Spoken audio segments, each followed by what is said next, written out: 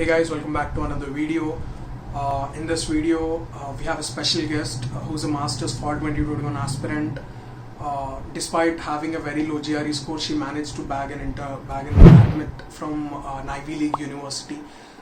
So she has agreed to volunteer a video in this channel to tell her experiences about everything, application process, like how did she manage to get into university like University of Pennsylvania and all. So let's welcome her and let's get started. So firstly, Srishti, thanks for coming onto this channel and agreeing to tell the story or all the thing about how you managed to get into University of Pennsylvania. So I've noted down some questions for you, like I need to ask. So let's get down question by question. So firstly introduce yourself to the audience. Okay, so thank you for having me first of all. Well, I'm Srishti Gupta. I did my undergraduate from VIT Vellore and now I'm the incoming student for Masters in Biotechnology at University of Pennsylvania. That's great. So let us start from the beginning of your journey. So why did you choose USA to pursue your Masters? Why specifically United States? Why not Germany, Norway or countries like that which offer a very less, which offer free education or very less tuition? Why did you choose USA? Okay, so back when I was in class 10, so I used to go through these YouTube videos of MIT courseware, and that was the first time that I got like I have to be there in these university once in my lifetime. I guess that was the beginning of it, and rest is just history. So yeah. I wish I had some sort of inspiration like that. So coming to the third question, give an overview of your profile, your GRE score, your TOEFL, your projects or your research internship, everything. So my GRE score was really less. It was 304 out of 340. Wow. Okay. Then my TOEFL score was 107, and but in TOEFL also you have to score 30 like maximum marks in your speaking skills because it helps you in your TA or RA. We're getting assistantships, right? Yeah, they're getting assistantships. Then my overall CGPA was 9.04. Then what else? Okay, I have done several research works in my university itself, like 7 to 8 research works are there, and I've done 4 internships till date, and even I have been a part of several competitions like MIT Hackathon, Smart India Hackathon. So competitions are also very important. It boosts up your overall CGPA, and I have a few leadership qualities, like I have been the head of the department, like not the head of the department, like head of a club and several things like that. Yeah. Wow, that's a great profile. No wonder you got into Ivy League. So you're going for Masters in Biotechnology, right? Yeah. So what is your intended research area now? So my internal research area is cancer biology. Like I really want to pursue cancer biology as an overall subject and probably do PhD in that as well. So let's see. But for now, the course is in Masters in Biotechnology with a branch of molecular biology. So I'll have more lab work and more research work over here. Okay. So what was your inspiration? Why are you doing it particularly in cancer biology or that? Particularly in cancer biology because actually my grandfather was a cancer patient when I was a really little kid, and I never understood. I used to see his report cards and I never understood what they used to say. So that was the beginning, and was the beginning because of which I started studying cancer studying biotechnology overall. Like I used to think about the therapeutic treatments that I can do, or maybe what will happen inside the cell, and that is why I took maths along with biology, so that I have all the options open for me, right? So that's how I went from like making biotechnology as a passion for me. Like that's how it happened. That's how it started. Okay. Yeah. So coming to the application process again, what are all the universities you applied? How many admits? Okay. What are the admits and rejects? So you have to make your university list according to their classes. Like first should be like ambitious, then moderate, then backup plan. Okay. So my ambitious universities were MIT and Upenn, obviously. My moderate universities were Baylor College of Medicine, Northwestern, and Wisconsin-Madison. And my backup was Penn State and University of California, Irvine.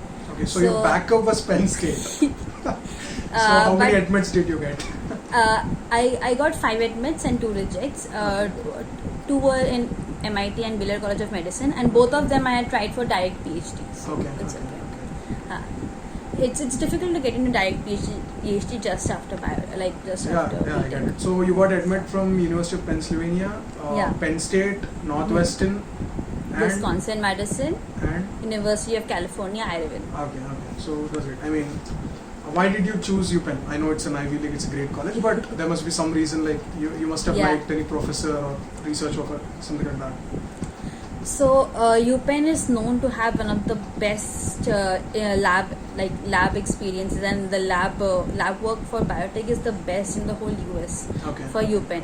So if you see the list of the best universities for biotechnology in the whole world, Upenn is obviously first or second in them. This was one of the most important reasons, and they have excellent work.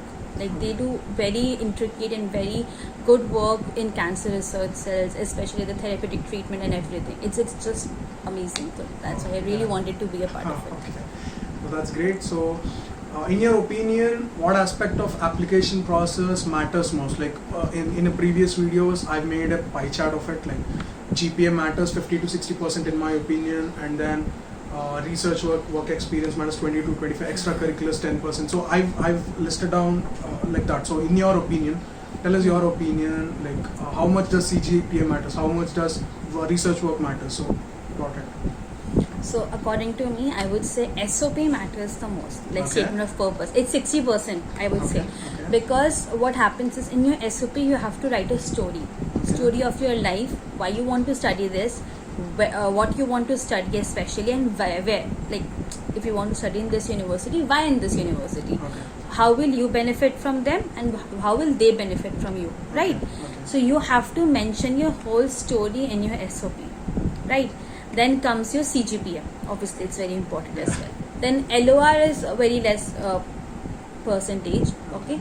Because I guess it's just a formality, maybe, but maybe not, because we don't know what they actually want.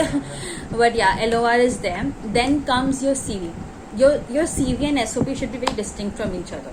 Like CV will be listing things, but SOP will be story weaving things together. Okay, you get the difference? Yeah. So SOP should be something that actually attracts them. No, coming So, to the yeah. LOR part, you said the low weightage. LOR actually matters when it comes from a person who knows you well. If it comes from just a professor or tutor classes, it may not have so much weightage, Yeah. but it matters if it comes from a professor whom with your worked in research or something. I just wanted to clear that point. So Like coming, for LOR, I would say like take 2 LORs from professors under whom you have published a paper or done a research work before, whatever it is, Okay. and 1 LOR from an internship guide, because he will be a completely different person seeing you from a third eye view, right? Professors will always have a different contact with you. They are teaching you for a year or so they will know you in a different manner, right? Okay. But the internship guide will tell them the truth about you, like Okay, how yeah. much hardworking you are. Got it. Yeah, that part. So coming to your internships, you had 4 internships in which 2 or 3 were research internships. Yeah. Like I've seen in LinkedIn. So how did you manage to get them? I mean, in India, I've tried to contact around 8 to 9 professors for research internships. I mean, I didn't know before that research internships are very much important. After starting application process, I got to them that they are very much valuable, and you can gain so much with them. So I tried to mail, but I did not get, unfortunately, any reply. So what's your take? How did you manage to get them? Okay, so first thing that since my GRE was less, I decided that this particular semester, like the final semester, I have to do 2 internships. Okay. Because that shows that you are actually interested in this subject and you can actually pull the things off, right? So for internships, I would say you have to mail at least 60 to 40 professors and start mailing from August if you want internship in December. Okay. You get my point? Yeah. So yeah, that is the thing. So my first internship, I started in first year itself. I did it in a hospital for a microbiology lab. So that's the basic, like that. Like in microbiology lab, you cannot expect to do research work. Over there, they have a particular set of things that they're doing regularly.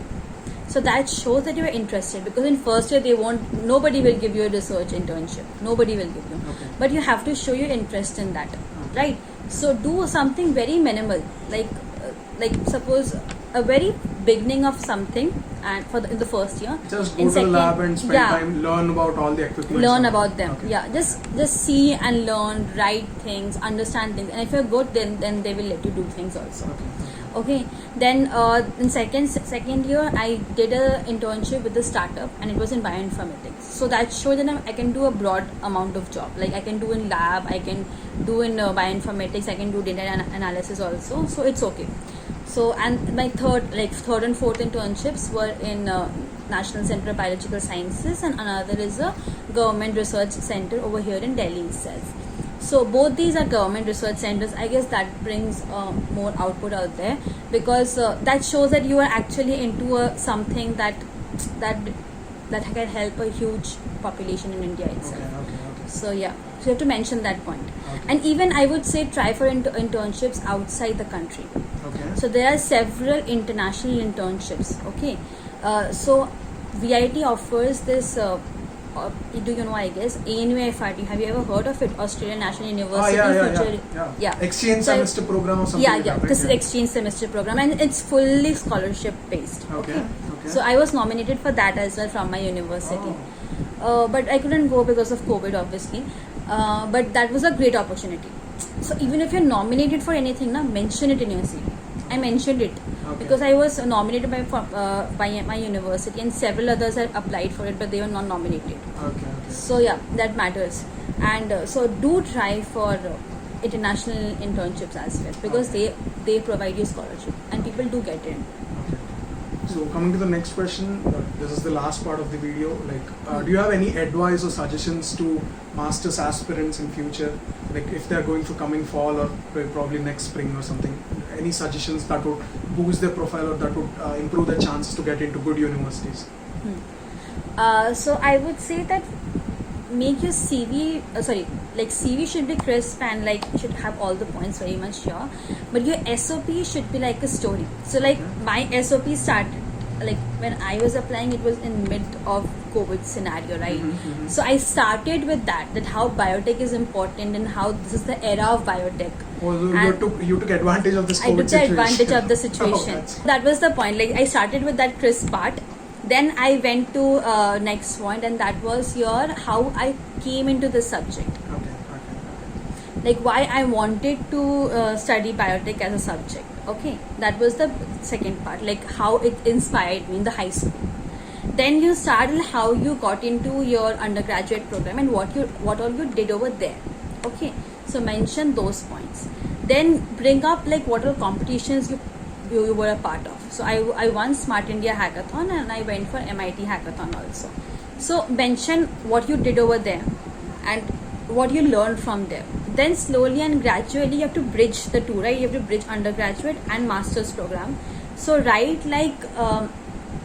how did you what inspired you to go for masters. So my story was I was a part of an NGO called Anokha in my undergraduate program, and we used to go to these cancer centers. Okay, so in these cancer centers, so what I wrote was that I could see these people suffering from chemotherapy.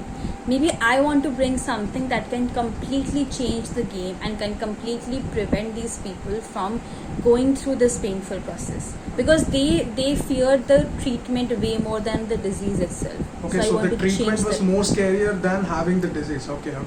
That's a point, right? Yeah. So I wanted to help in that way, and then I brought up Herbert Boyer is one of the pioneer of biotechnology, and he is the main reason who brought up Genentech. It's one of the biggest company in Silicon Valley for biotech. So I brought that part also, and how he inspired me. Then I brought then I brought Upenn, and how you can help me to be there that. Okay. So you have to bridge things up. You have to weave things up. That's how it goes. It all makes sense now. I wish I had someone like you told all these things too. But yeah, it's never too late to learn. Many of the students will benefit from your inspiring story of having. Many people think that if you don't have a good GRE score, you cannot get into. No, I know. I'm pretty sure after watching this video, all those myths will be busted out. Everyone will be inspired to apply to top college, even if they have a low GRE or something like that. So yeah, thank you. I mean, you answered almost every question, and I mean, these insights will definitely going to help many students out there. And yeah, I can't thank you anymore. Thank you so much. Thank you for having me. Yeah. hope you guys liked this video. I'm trying to contact different people from different universities in different countries of different branches to do more videos like this. If you have any special request, please feel free down to comment below. I'll respond and I'll try to make a video on it. So yeah, that's it. Please like, subscribe and share it with your friends. So I'll see you in the next one. Bye bye.